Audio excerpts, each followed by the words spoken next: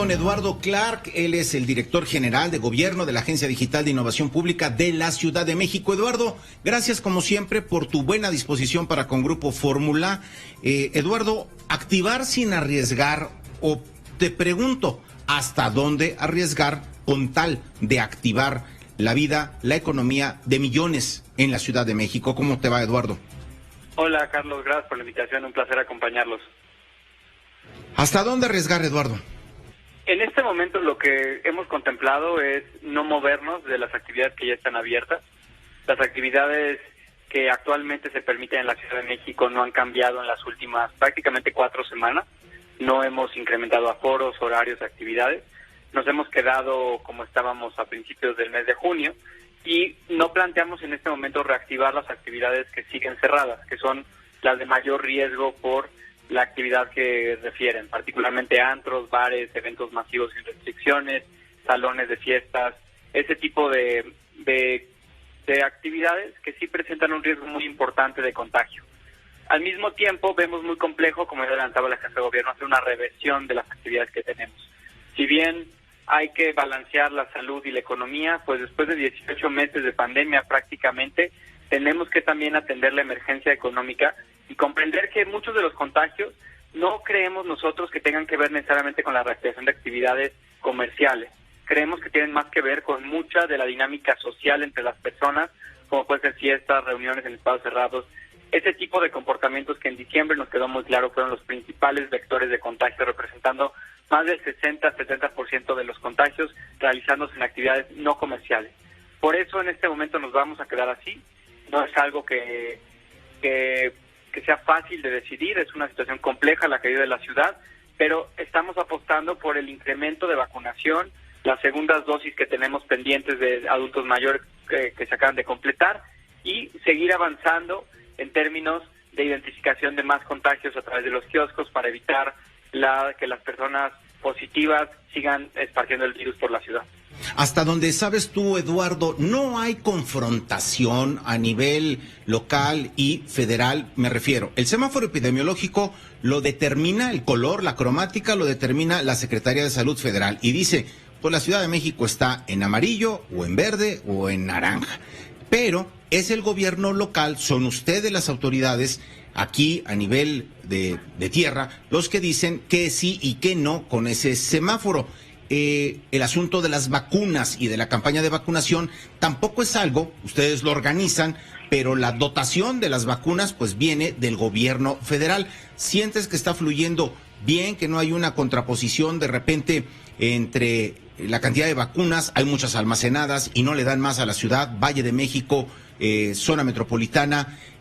¿Cómo se está procesando esto, Eduardo? Insisto, un amarillo que de repente tiene restricciones como de verde y que por voz de especialistas dicen, caray, deberían de estar en naranja. Mira, aquí es una discusión que quiero dejar muy claro.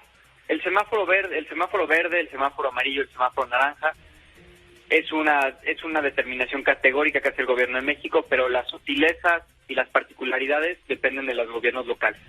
Una cosa que la gente tal vez olvida, pero para nosotros es vital que se conozca, es cuando pasamos al verde, muchas personas pensaron que regresar al verde involucraba quitar cualquier restricción sobre el coronavirus en nuestra ciudad, cualquier aforo restringido, cualquier horario. Así lo hicieron varias entidades que pasaron a verde en distintos periodos del año pasado y de este año.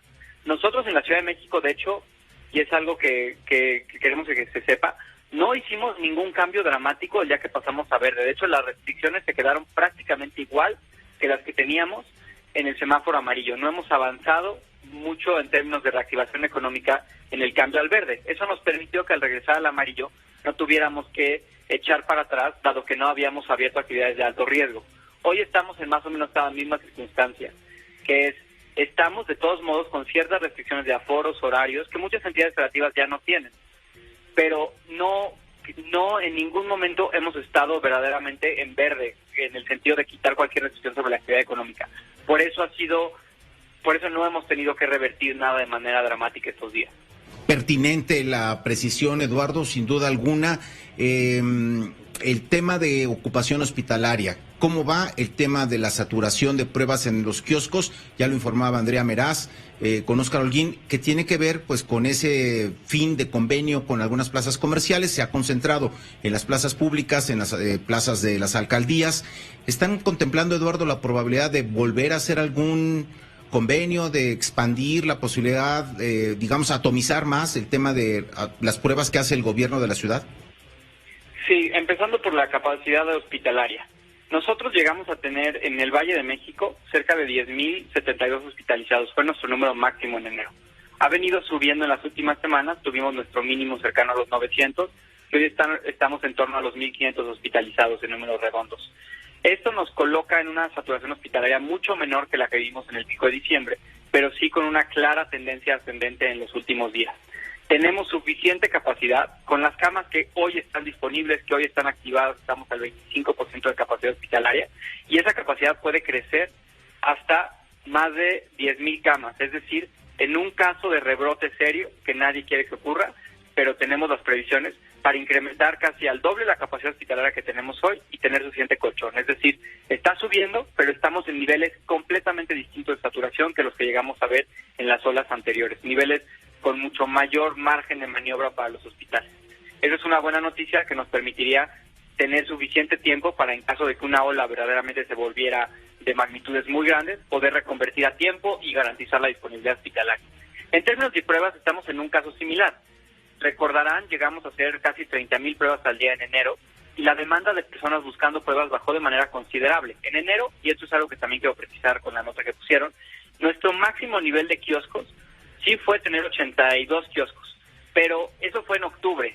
Para enero habíamos reconvertido a 40 kioscos de gran capacidad y ahora tenemos de esos 40 kioscos 18 activos. Son kioscos que pueden seguir creciendo en su tamaño, es algo que estamos evaluando dónde ponerlos, cuándo ponerlos, con qué capacidad, pero habíamos reducido el número de kioscos por dos razones. La primera es porque cada vez menos gente iba, llegamos a un punto en el que iban 3,400 a 3,500 personas al día. Hoy están yendo cerca de 10,000 y tenemos que ir avanzando, pero es muy similar a la capacidad hospitalaria. Tenemos que crecer conforme vemos la demanda crecer, anticiparnos a cómo puede ir creciendo, pero en este momento justo estamos en el proceso de incremento de la capacidad. Finalmente, Eduardo, la proyección que tienen, ¿qué pueden estimar ese pico de la tercera ola o del tercer repunte o de este repunte, el número que sea? La jefa de gobierno mencionó agosto. ¿Le puedes poner algún número, un rango entre qué y qué es lo que están esperando?